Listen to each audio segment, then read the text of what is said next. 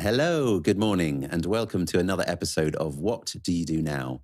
A conversation about the live event industry. Today, I'm joined by Toni. Say good morning, Toni. Good morning, Dave. How are you? I'm very well, thank you. How are you? I'm all good. Hello, everybody who's watching as well. Toni, tell us a little bit about yourself. How did you get your start in the live events industry? So it's all in the family for me. My dad's actually on the speaking circuit. So he was very nicely, because I wanted to get into events, he was at a speech for AstraZeneca and he was speaking to the head of events there, an amazing lady called Joanna Lawler. And he did the very embarrassing, I suppose, dad thing of, oh, my daughter wants to get into events. And you look at her CV. So she was kind enough to take my CV and actually hand it to her agency at the time, which was WRG. And obviously after a few interviews, I was then lucky enough to get my first start, really. Fantastic. And where did you go from there? So I started in WRG in 2013 and continued there for around 9 months until they did a bit of restructure. So I actually went freelance. But it wasn't freelance in the UK, actually. It was in Abu Dhabi. Well, firstly, that's super brave to go freelance kind of from such a quick start, and then amazing to take that abroad as well. Tell me more about that.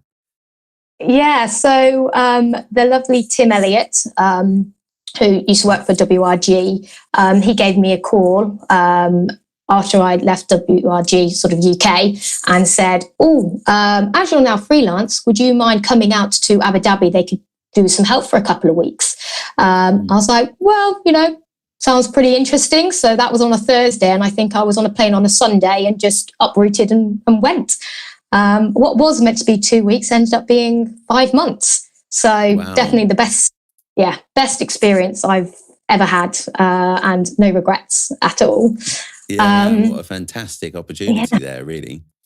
So then after Abu Dhabi, I came back to the UK where I freelanced here, and the lovely Naz helped me out to start sort of in the UK, and sort of worked with a number of amazing agencies, amazing clients. And one of them was at GPJ, where I started as a freelancer, and then they offered me a full-time position. I was there for a few years, then moved to Blueprint, until recently, where I moved to Two Heads Global, which was in February. So as you can imagine, all fun and games since then, really. Oh my word, what a time just to change. And so just tell us a little bit about what you do. So you obviously call yourself an event manager, but what does that mean? What are your responsibilities kind of day to day? I think they vary for everybody. I think it's if you want something done, give it to an events person. So I have been really fortunate enough in my career to work across a number of different events. Obviously, events is such a broad name. So I've done a lot from a production perspective, to a logistics perspective, operations. So it could be anything from a product launch, car launch, a drive around South Africa, a conference, or building a stand. I think it really varies. But I think because I've worked with a number of different agencies and freelanced, it's been giving me some really great exposure. And I think, there's no one job that you can do as an event person. You can vary across all types of events. Absolutely, working in different countries with different teams of people and all kinds of different situations. I think, I think the variety is what makes it so exciting to so many of us. So as you look definitely. back, so as you look back across the last kind of 7 years or so, what was your favorite job and why? Favorite job was in Abu Dhabi, for sure. That goose pimple bump moment. Where all that work that you've done just pays off and you stand there and go, wow. So it was for the City of Birmingham Symphony Orchestra, came over to Abu Dhabi, and they were doing a 2-day event. One of them was in conjunction with Yacht Week, and we had a floating stage in the middle of the Corniche, and they were Very sort of cool. doing lots of classical music, which was incredible. But I think the second day we were in a place called Al Jahili Fort, which was in Al Ain, and it had pretty much a plug socket, but that was about it. And we created this outside stage under the stars, and it was quite close to where they filmed Star Wars. And this day was a tribute to John Williams. So if you can imagine, you've got 1,000 people sat under the stars in the middle of the desert where they, filmed Star Wars, and that music erupted. Oh, it was like no other, like the power of the music and the environment. And even better, one of the sheikhs actually came and he did a standing ovation, which, you can't get much better than that. So fantastic. That sounds like an absolutely incredible job to work on. I guess, like for everybody, an awful lot of your kind of working life has changed for now. What types of, tell us a little bit about that, like how have things changed for you over the last kind of 16 weeks or so? I think probably like so many others, I'm currently on furlough, and I suppose that uncertainty of, do I have a job to go back to or do I not? So I think the change, I think you can never know what the change is going to be. There's so much speculation out there. So I think it's being just adaptable and ready for whatever change is to come, because you only know that it's changed when you look back or you're in it. You can't know what the change is going to be. So, I'm trying to do as much as I can to just be prepared. I mean, who knows what will happen? It might go straight back to how it was, and that will just be a blip. It could be hybrid. It could be a combination of different things. And I think it's, who knows? But I also think it's a very exciting time. So I think, you can get all that knowledge. Like, we're never hopefully going to get this time again. So during this time, the change that's to come, just sort of knowledge yourself, upskill yourself, and just be surrounded by the amount of time to be at home and enjoy, embracing everything, really. Absolutely. That's Sorry, such a I positive digress. way to look at it. I think. No, it's brilliant. Such a positive way to think about it. So in terms of your event manager role, like what do you see is changing, and are there anything in particular that that you kind of want to talk about there, or like, I mean, how do you feel about the fact that it's all changing? On one hand, a lot of us are used to kind of dealing with change, but it's still difficult. I think the unknown, I suppose, the unknown side of it is really challenging. Yeah, I think I'm not scared about it. I'm quite, as you said, I'm a very positive person. Like, that is generally my character. And as I said, like, change, I don't think you can know what's going to change. So I think it's just see what happens, but don't be scared of it. Most of the amazing companies came out of disasters. 2008, Twitter came out, WeWork came out. I mean, those are huge brands which have been, so popular. So I think this is actually, don't see any of this as a negative time. See this as a positive time of, what's to come? What is going to change? Are things going to adapt? Do we now get to work from home more? Are employers going to trust us more to be able to be more adaptable? And, I think that will be the thing that will change, not necessarily the physical work, but how we work. And in terms of events, yes, I think the technological part is going to be very important, but the live events part is still just as important. So, for the likes of, I suppose, for me and for you, and actually a lot of people that I've spoken to, there is nothing like the physical part of being with people. And I think already people are getting bored of Zoom calls and all this kind of stuff. Oh my God, I need to look at my laptop again. And they want that physical part. So I think it's going to be a tag on each side. So sort of, live event in the middle, the comms and the technological parts at the start, maybe at the end. You can have sessions which are recorded, you can adapt, but they're going to fit into your life. And if you want to go, you can go. If there's sessions at the same time, you can go to one and not the other. So I think it's going to be a very, I suppose everyone hates this, the new kind of normal will be hybrid, I reckon, but I don't think it's the end of live. But I also think you can't rely too much on technology either, to a degree. You've got the control part of a live event is something nice. Whereas, Yeah, I yeah. think every event person or every event that someone's possibly been on, they don't know from the background of the scramble, like, oh my God, this, the switch isn't working or this, and that is quite an intense part. And I really hope that travel does come back. I think that's my biggest thing. I think it might not absolutely. to start with, but then I think we will. We're a force of habit. That is what we do as humans. So I think soon things will start to go back, and people will be traveling again, and will be going to events again. But I also think audience might be better, because then it's more people going because they want to go. Rather than, I think, won't they? Yeah, especially if numbers are cut, then you have to really know, So I think it's going to be changes that way. So it'll be more, probably smaller, not as big, but more select, or, those kind of things. So again, I'm waffling on, I'm digressing, but No, yeah. it's brilliant. It's brilliant. It's absolutely fine. So just during lockdown, you mentioned earlier that you've been kind of upskilling, you've been kind of looking at other avenues. Like, tell us a bit about that.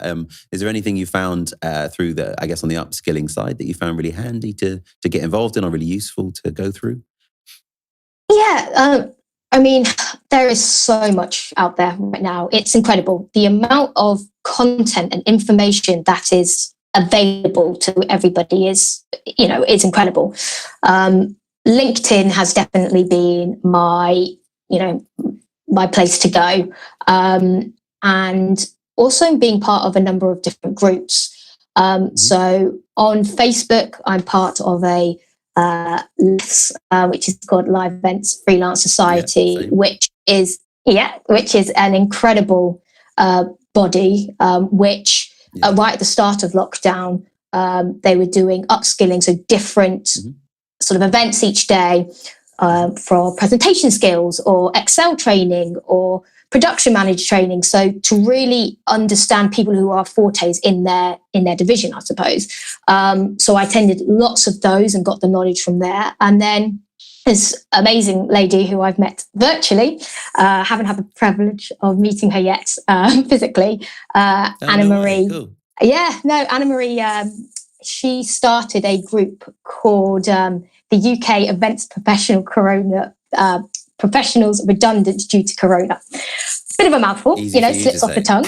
I know. So she started a group right at the start of lockdown, and now with her, myself, and two other ladies, a lady called Eva and a lady called Amy, we run this group for event professionals. We've got about 300 people in there, and it is a community for people who have been either made redundant, let go, left their job, or on furlough, to have a network during this time. We all share knowledge. We all might go on webinars or say, oh, check this out, give tips to each other. We have weekly coffee mornings and bi-weekly wine mixes, all virtually. But it's just been, I think the biggest thing is to just share share your knowledge with everybody. And that's what we're trying to do with this group.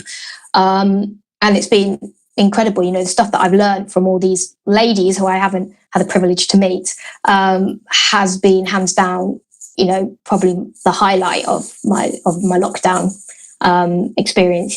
So many members are, incredible, and they've got incredible stories, and so that would be my that's the thing, isn't it? Having a place to just to share what you're going through, and also to have kind of have positive things that you can take out of it, and stuff that you can kind of get on with as well. Definitely, upskilling is fantastic.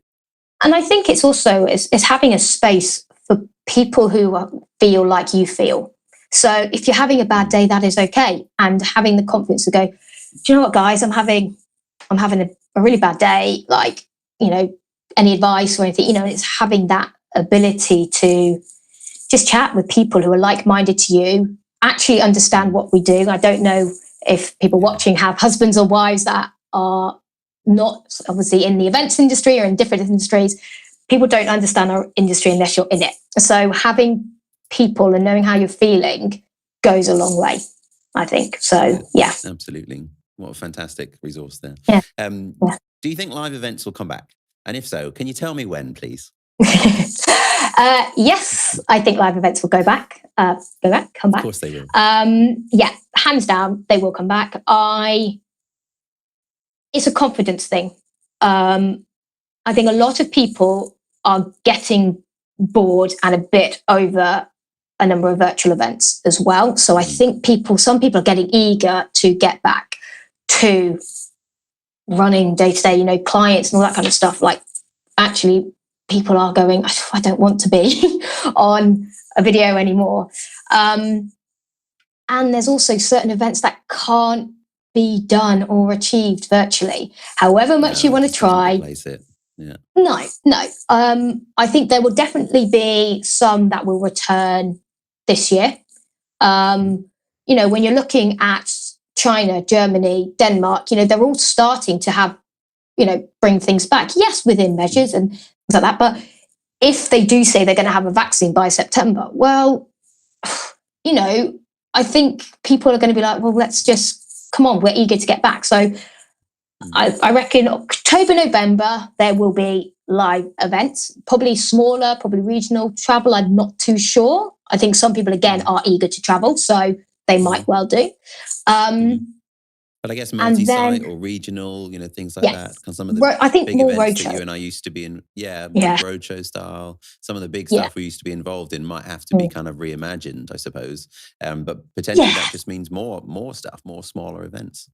Yeah, and I think it's going back to my original part of just being, I suppose, more niche. So it might be, if you've got a ballroom, and it normally takes 500 and you can only have 250 or 200, you have to really think about those people that you are bringing, and also those conversations that people are going to have. They're going to be better because they haven't got as many people to speak to, but they're actually people who are more dedicated. So, so I think all of this, it will probably start from October, November. And then, 2021 already is looking ridiculous. I don't know about you, but the amount of stuff which is being put in, it's like, oh yeah, so 2020, 2021, let's just book the whole calendar and let's just go all around the world. Because I think people are seeing 2020 as a write-off, but there are companies that are going to be doing, small little events, and different countries. I think it depends on the countries and where they are as well. So, and those kind of agreements. I guess different countries will have different scenarios in place, and there'll be different risks that everyone has to manage. So I think there'll be a lot of kind of juggling which elements of which events can happen regionally, and adapting things appropriately for the different regions. But thank you. It's a really kind of positive and encouraging message for people. I think that I think we do. We need to stay positive, and we need to stay strong. That it will start to come back. It might be in slightly different ways, but it will start to come back. This is a question I've been asking absolutely everybody. What was the best piece of work advice that you've ever been given, or do you have something that you live by? What do you think? Yes. So I said I'm a very positive person. So everything I do, I'm a very half full person. Actually, it's from my dad. He does a lot with change and uncertainty, and he actually uses four words, letters, which are then words. So A, B, C, D are the words that I live by. So I like it. A being acceptance. So accept what's sort of going on right now. You can't do anything about it. So just accept it and ride that wave, I suppose. And it is okay to have bad days and good days. Doesn't matter that you're in lockdown. You can have bad days and good days on a normal day. So A is accepting. B is beyond your walls, or looking beyond your walls. So you're not contained to your walls. Think broader, think outside. So what are you going to do when you get out? Where's the first place you want to travel? Because they're all going to come back. So don't think, I'm contained to my house and I can't do anything. Well, no, this is where the internet is a beautiful thing. The amount of stuff which is out there that you can go, do you know what? I really want to, and I've never done it. I really want to go to the Bahamas. Start looking at it, start thinking and researching to places to go, So I think it's, look beyond the four walls of your house, I suppose, at the moment. C is a number of words, which is calm, committed, and community. So being calm, just, as I said, just embrace what's going on.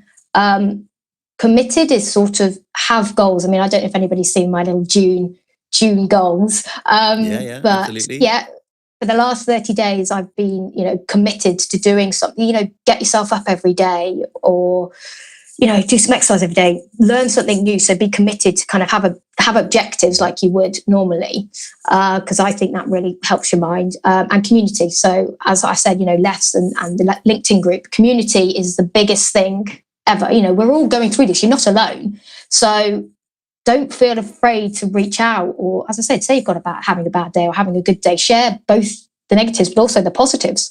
And then D is discipline. So have discipline with yourself.